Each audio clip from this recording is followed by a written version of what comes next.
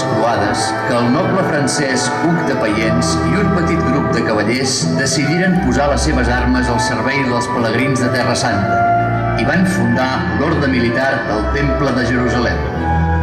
Es tractava de guerrers que, enduts per la seva devoció, volien viure també la vida religiosa, sacralitzant una de les tasques més pròpies de l'època, la milícia.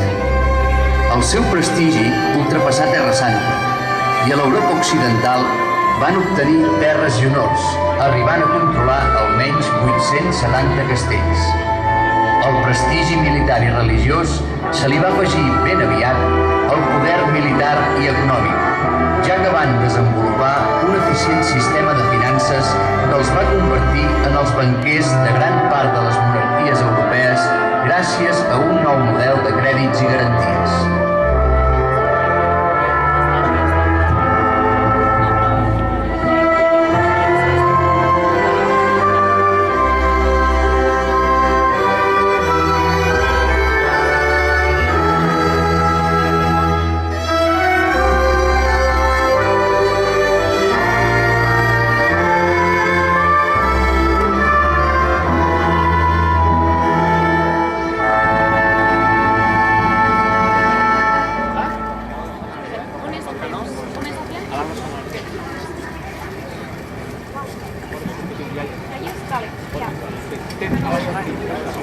I el Berguedà? Us deveu preguntar què hi passava, no?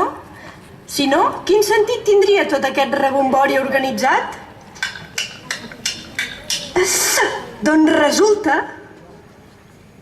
que en aquestes contrades, des de l'any 1170, els membres de la noblesa, sigui dit de passada una noblesa d'estar per casa, com els barons de Pinós a l'Alt Berguedà i la família vescomtal del Berguedà, que regentava la zona sud de l'actual comarca, van començar a fer donacions als templers, una mena de monjos cavallers que es dedicaven, entre altres coses, a administrar les terres, pastures i masos rebuts des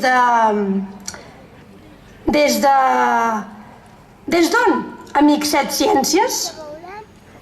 Des de la comanda de Palau, al Vallès.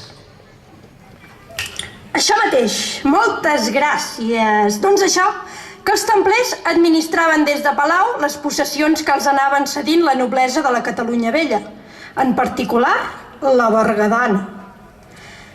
Com us deveu imaginar, però, i és que sovint els humans teniu bona intuïció, no és pas per descobrir que la de Porreig és una història com la de tants i tants pobles de Catalunya que us he fet venir fins al segle XII. Porretgencs, benvinguts a la cort de Guillem de Berguedà, senyor de Porreig.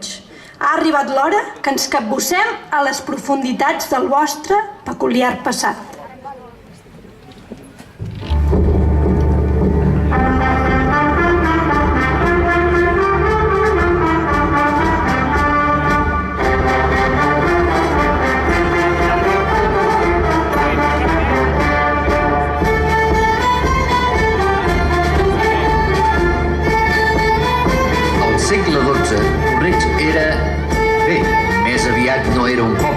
Només una colla de cases de pagès escampades enmig d'unes clarianes de bosc i de camps.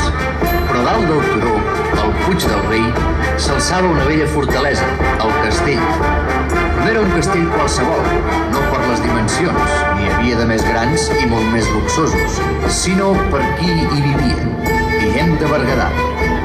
Important no pas perquè era el senyor del castell, tampoc perquè fos fill dels vescomtes de Berguedà.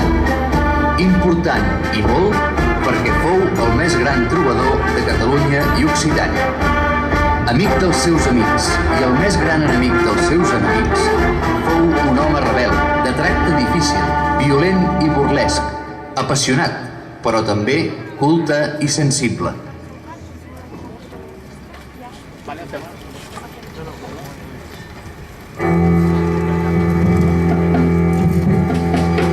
Cançoneta lleu i plana, lleugereta, sense ufana, cantaré de Montmarquès.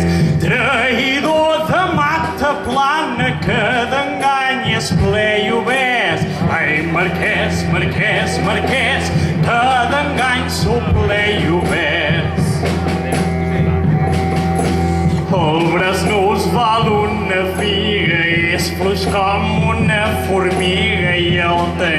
bastant malmès. Si li feu fregues d'ortiga, el podreu tornar d'estès. Ai, marquès, marquès, marquès, que d'engany sou ple i obès. De bormes que és qui es refia, no té amor ni companyia, i ha de tenir ben entès que amb vos pot anar de dia, però de nit, ai, res de res. Ai, marquès, marquès, marquès, que d'engany sou ple i obès. Ben boig és marquès qui va de fent-vos la migdiada, si el paner no es protegeix. Mai cap fill de cristiana costums tan bruts s'ha permet. Ai, marquès, marquès, marquès, que d'engany sou ple i obès.